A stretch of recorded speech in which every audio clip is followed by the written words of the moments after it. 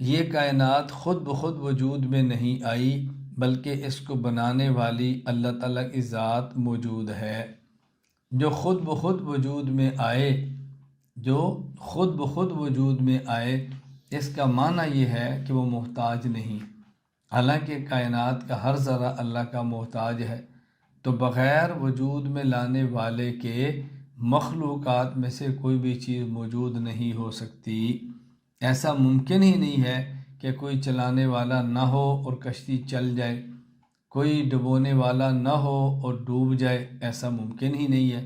اس لیے ذہن میں رکھ لیں، کائنات خود بخود وجود میں نہیں آئی۔ اللہ تعالیٰ جس شخص کو نبوت کے لیے منتخب فرماتے ہیں اسے ہر قسم کی معصیت، نافرمانی اور گناہ سے بچاتے ہیں۔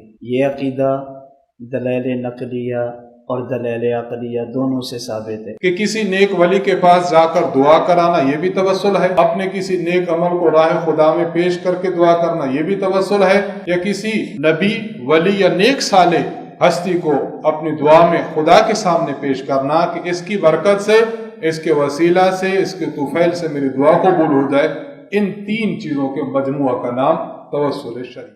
عقیدہ ختم نبوت اتنا اہم عقیدہ ہے، اگر یہ عقیدہ نہ ہوا تو اس کے بعد اللہ کی توحید کا عقیدہ رکھنے والا بھی بندہ مسلمان نہیں ہو سکتا۔ اب ایک طرف اپنا عقیدہ ذہن میں رکھیں اور دوسری طرف اس آیت مبارکہ سے استدلال کو سمجھیں۔